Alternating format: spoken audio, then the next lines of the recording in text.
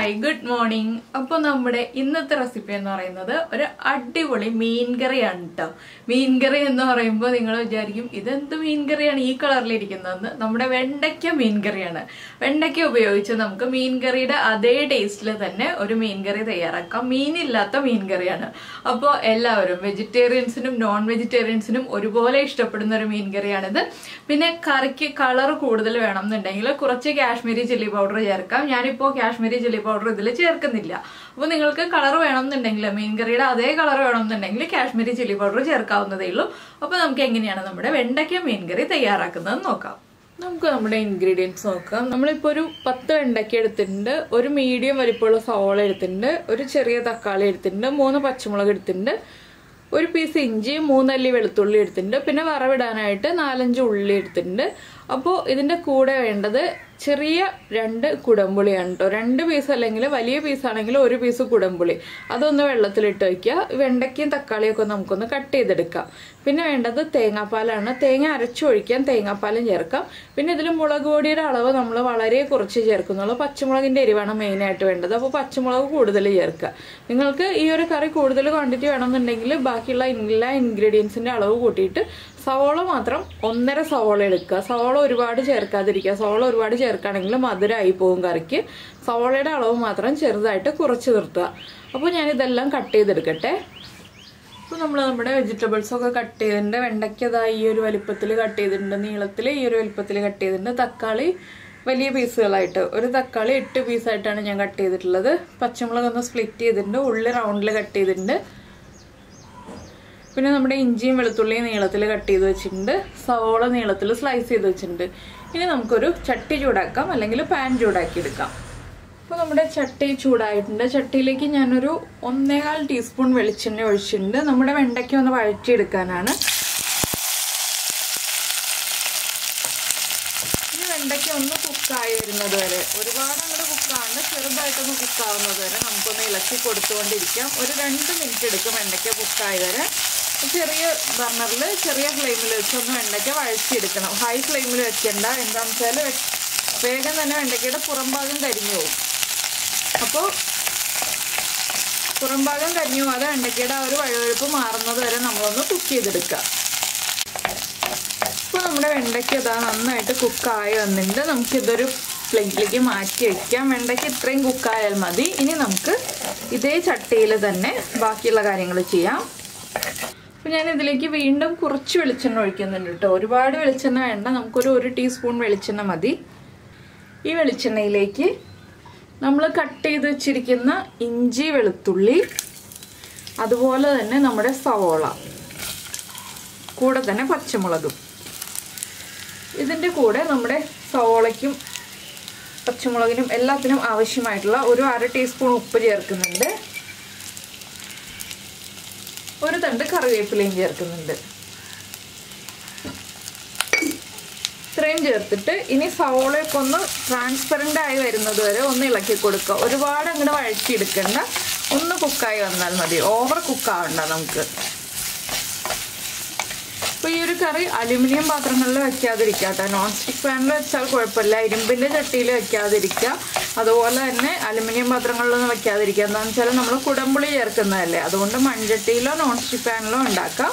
അപ്പോൾ നമുക്ക് സവോള വഴന്ന് കഴിഞ്ഞിട്ട് ബാക്കിയുള്ള കാര്യങ്ങൾ ചെയ്യാം.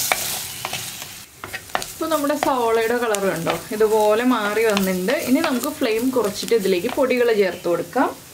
ഒരു 1/2 ടീസ്പൂൺ മഞ്ഞൾപ്പൊടി,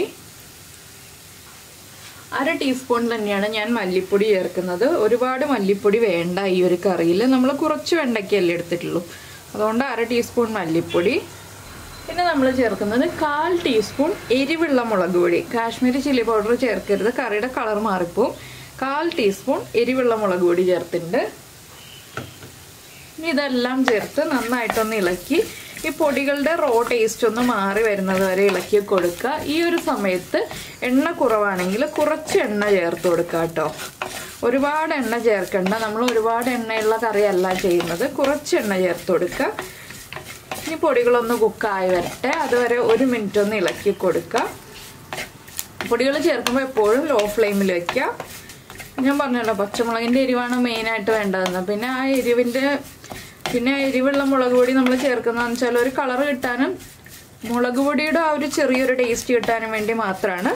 അപ്പോൾ നമ്മുടെ പൊടികളൊന്ന് കുക്കായി തുടങ്ങുന്നുണ്ട്.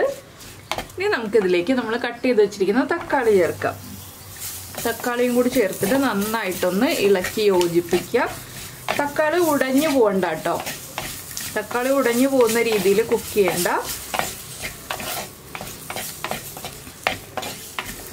ഇനി നമുക്കിതിലേക്ക് വെള്ളം ചേർക്കണം. തക്കാളി ചേർത്ത് ഒന്ന് ഇളക്കി കൊടുത്തിട്ട് വെള്ളം ചേർക്കണം. നമുക്ക് എത്രത്തോളം ഗ്രേവി വേണം എന്നുള്ളതനുസരിച്ച് വെള്ളം ചേർത്ത് കൊടുക്കുക. ചൂടുവെള്ളം ആയാലും പച്ചവെള്ളം ആയാലും കുഴപ്പമില്ല. ഞാനിപ്പോൾ ഒരു 1/4 കപ്പാണ് വെള്ളം ചേർത്തിട്ടുള്ളത്. ഒരു 1/4 കപ്പും കൂടി ചേർക്കാം. ഞാൻ ആകെ 1 കപ്പ് വെള്ളമാണ് ചേർക്കാൻ പോകുന്നത്. അപ്പോൾ വെള്ളം ചേർത്തിട്ട് തിളച്ച് കഴിഞ്ഞിട്ട് നമുക്ക് ഉപ്പൊക്കെ ചെക്ക് ചെയ്യാം. എന്താണെന്ന് വെച്ചാൽ നമ്മളിപ്പോൾ 1/2 ടീസ്പൂൺ ഉപ്പ് ചേർത്തിട്ടുണ്ട്. ഒരു 1/4 കപ്പ് വെള്ളവും കൂടി ചേർക്കട്ടെ. ഇനി ഇതൊന്ന് നന്നായിട്ട് തിളച്ച് വരുമ്പോൾ നമുക്ക് കുടംപുളി ചേർക്കാം. ഇപ്പോൾ കുടംപുളി ചേർക്കണ്ട, നന്നായിട്ട് തിള വരുമ്പോൾ മാത്രം നമുക്ക് കുടംപുളി ചേർത്ത് കൊടുക്കാം. ഇപ്പോൾ നമ്മുടെ കറി നന്നായിട്ട് തിളച്ചുകൊണ്ടിരിക്കുന്നുണ്ട്. ഞാൻ എന്താ ഇത്രയും കുടംപുളിയാണ് കേട്ടോ ചേർക്കുന്നത്, ചെറിയ പീസ് കുടംപുളിയാണ്. അപ്പോൾ കുടംപുളിയും കുറച്ച് വെള്ളവും കൂടി ചേർത്ത് കൊടുക്കുന്നുണ്ട്. ഇനി നമുക്ക് ഇളക്കി മിക്സ് ചെയ്തിട്ട് ഉപ്പ് ചെക്ക് ചെയ്യാം. ഉപ്പ് കുറവാണെങ്കിൽ ഉപ്പ് ചേർത്ത് കൊടുക്കണം. ഉപ്പ് കുറവായിരിക്കും. ഇതിൻ്റെ കൂടെ തന്നെ ഞാനിപ്പോൾ വെണ്ടയ്ക്കയും കൂടി ചേർക്കുന്നുണ്ട്. വെണ്ടയ്ക്കയും കൂടി ചേർത്തിട്ട് നമുക്ക് ഉപ്പ് ചെക്ക് ചെയ്യാം കേട്ടോ.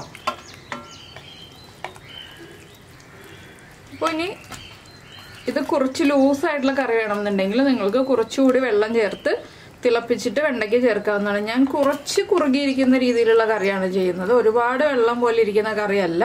അപ്പം അത് നിങ്ങളുടെ ചോയ്സ് അനുസരിച്ച് വെള്ളത്തിൻ്റെ അളവ് ചേർക്കാം. ഞാനിപ്പോൾ 1 കപ്പ് വെള്ളമാണ് ചേർത്തത്. നമുക്ക് 1.5 or 2 കപ്പ് വെള്ളം ചേർക്കാം. ഒരുപാട് വെള്ളം ചേർക്കാതിരിക്കുന്നതാണ് നല്ലത്. ഇനി ഉപ്പ് ചെക്ക് ചെയ്യട്ടെ. ഉപ്പ് കുറച്ച് കുറവാണ്, നമുക്ക് കുറച്ചുകൂടി ഉപ്പ് ചേർക്കാം. ഒരു 1/4 ടീസ്പൂണും കൂടി ഉപ്പ് ചേർത്തിട്ടുണ്ട്. ഇനി വെണ്ടയ്ക്കൊന്നും ഒരുപാട് കുക്കാവാനില്ല കേട്ടോ. വെണ്ടയ്ക്കൊക്കെ കുക്കായതാണ്. ആ പുളിയൊന്നും വെണ്ടയ്ക്കയിലേക്ക് പിടിക്കാൻ ഒരു 2 മിനിറ്റ് ഒന്ന് നമ്മൾ വെയിറ്റ് ചെയ്യണം. അത്രയേ ഉള്ളൂ. 2 മിനിറ്റ് കഴിയുമ്പോൾ നമുക്ക് അടുത്ത ഇൻഗ്രീഡിയൻറ്റ് ചേർത്ത് കൊടുക്കാം. അതുവരെ നമുക്ക് വെയിറ്റ് ചെയ്യാം. അപ്പോൾ നമ്മുടെ വെണ്ടയ്ക്കൊക്കെ ചേർത്ത് കറി തിളച്ചു തുടങ്ങിയിട്ട് ഒരു 2 മിനിറ്റ് ആയി. ഇത്രയും മതി. ഇനി നമുക്കിതിലേക്ക് നമ്മുടെ തേങ്ങാപ്പാൽ ചേർക്കാം. നിങ്ങൾക്ക് കുറുകിയ കറി മതി എന്നുണ്ടെങ്കിൽ 1/2 കപ്പ് തേങ്ങാപ്പാൽ ചേർക്കാം. ഞാനിപ്പോൾ ഒരു 1/4 കപ്പ് തേങ്ങാപ്പാൽ ചേർക്കുന്നുണ്ട്. തേങ്ങാപ്പാൽ ചേർത്തിട്ട് ഉടനെ തന്നെ ഫ്ലെയിം ഓഫ് ചെയ്യുക. ഒരുപാട് സമയം നമ്മൾ തേങ്ങാപ്പാൽ ചേർത്തിട്ട് തിളപ്പിക്കരുത്. ഒന്ന് ആവി വരുമ്പോൾ തന്നെ ഫ്ലെയിം ഓഫ് ചെയ്യാം കേട്ടോ. ഇപ്പോൾ കണ്ടോ, ഒരുപാട് ലൂസും അല്ല ഒരുപാട് തിക്കും അല്ലാത്ത ഒരു മീഡിയം കൺസിസ്റ്റൻസിയിലുള്ള കറി റെഡി ആയി കഴിഞ്ഞു. ഇത് നമുക്ക് ചോറിലേക്കും അപ്പത്തിലേക്കും ഇടിയപ്പത്തിലേക്കും ഒക്കെ നല്ലൊരു കറിയാണ്. എന്താണെന്ന് വെച്ചാൽ ഒരു മീൻ കറിയുടെ ടേസ്റ്റ് ആയതുകൊണ്ട് ചോറിൻ്റെ കൂടെ മാത്രമല്ല അപ്പത്തിനും ഇടിയപ്പത്തിനും എല്ലാത്തിനും കൂടെ കഴിക്കാൻ നല്ലൊരു കറിയാണ്. ഇനി നമ്മൾ ചട്ടിയിൽ വെച്ചുകൊണ്ടിരിക്കുമ്പോൾ കറി വീണ്ടും തിളച്ചുകൊണ്ടിരിക്കും. അതുകൊണ്ട് ഞാൻ ഫ്ലെയിം ഓഫ് ചെയ്യാണ്. ഇനി നമുക്കിതിലേക്ക് വറവിടാനുള്ള കാര്യങ്ങൾ നോക്കാം. ഞാൻ ഈ ചട്ടി മാറ്റി വെച്ചിട്ട് വേറെ പാൻ വെക്കട്ടെ. അപ്പോൾ നമ്മൾ ഒരു പാൻ വെച്ചിട്ട് അതിൽ വെളിച്ചെണ്ണ ഒഴിച്ചിട്ടുണ്ട്. വെളിച്ചെണ്ണയിലേക്ക് നമുക്ക് 1 ടീസ്പൂൺ കടുക് ചേർക്കാം. കടുകിൻ്റെ കൂടെ തന്നെ നമ്മൾ മീൻ കറിയല്ലേ ഉണ്ടാക്കിയിരിക്കുന്നത്, ഒരു 1/4 ടീസ്പൂണിൽ താഴെ ഉലുവ ചേർക്കാം.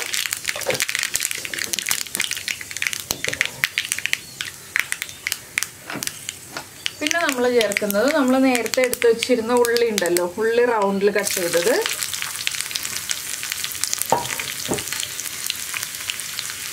ഉള്ളി ഒന്ന് കളർ മാറി വരുന്നത് വരെ ഒന്ന് ഇളക്കി കൊടുക്കുക.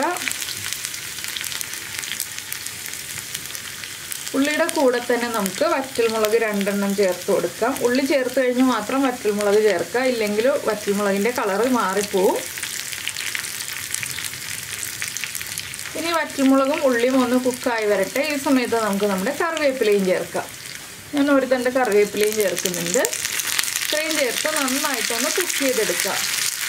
അപ്പോൾ നമ്മുടെ ഈ ഒരു വീഡിയോ നിങ്ങൾക്ക് ഇഷ്ടമായി എന്നുണ്ടെങ്കിൽ ഒന്ന് ലൈക്ക് ചെയ്യാനും കമൻറ്റ് ചെയ്യാനും മറന്നു പോകരുത്. അതുപോലെ തന്നെ നിങ്ങൾ ഇങ്ങനെ ഒരു വെണ്ടയ്ക്ക മീൻ കറി ഉണ്ടാക്കി നോക്കിയിട്ടില്ല എന്നുണ്ടെങ്കിൽ ഉറപ്പായിട്ടൊന്ന് ട്രൈ ചെയ്യൂ. ചോറിൻ്റെ കൂടെയാണോ അപ്പത്തിൻ്റെ കൂടെയാണോ ഇഷ്ടമായതെന്നൊക്കെ ഒന്ന് കമൻറ്റ് ചെയ്യണം കേട്ടോ.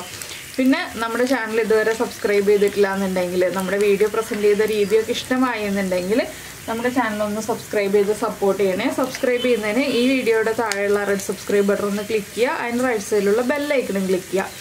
അപ്പോൾ ഓളെന്ന് പറഞ്ഞിട്ടൊരു ഓപ്ഷൻ കാണാം. ആ ഓളും കൂടി പ്രസ് ചെയ്തിട്ടുണ്ടെങ്കിൽ ഞാൻ എപ്പോഴും വീഡിയോ അപ്ലോഡ് ചെയ്യുമ്പോൾ നിങ്ങൾക്ക് നോട്ടിഫിക്കേഷൻ വരും. അപ്പോൾ കണ്ടോ ആ ഉള്ളിയൊക്കെ കുക്കായി നല്ലൊരു മണം വരുന്നുണ്ട്. നമ്മുടെ കറിവേപ്പിലയൊക്കെ ഒന്ന് ക്രിസ്പായി വന്നിട്ടുണ്ട്. ഇത്രയും മതി, ഒരുപാട് ഉള്ളി ബ്രൗൺ ആയി പോകണ്ട. ഞാൻ ഫ്ലെയിം ഓഫ് ചെയ്യാണ്. നമുക്കിത് കറിയിലേക്ക് ചേർത്ത് കൊടുക്കാം. അപ്പം ഞാൻ കറിയിലേക്ക് വറവ് ചേർക്കാണ്. ഈ കറി ചൂടോടുകൂടി ഉപയോഗിക്കരുത് കേട്ടോ. ഇത് ഇനി ഒന്ന് കുറച്ച് സമയം നമ്മൾ വെച്ചിട്ട് ഒരു അരമണിക്കൂറിനൊക്കെ ശേഷം ഉപയോഗിക്കുക. അപ്പോഴാണ് നമ്മുടെ കറിയുടെ കറക്റ്റ് ടേസ്റ്റ്, ആ പുളിയൊക്കെ പിടിച്ച് നല്ലൊരു കറിയാവുക. അപ്പോൾ ചൂട് മാറി വന്നു കഴിയുമ്പോൾ ചോറിൻ്റെ കൂടെ അപ്പത്തിൻ്റെ കൂടെയൊക്കെ ചേർത്ത് കഴിച്ചിട്ട് അഭിപ്രായം പറയുമല്ലോ. നമുക്ക് നമ്മുടെ അടുത്ത റെസിപ്പിയുമായിട്ട് അടുത്ത ദിവസം വീണ്ടും കാണാം.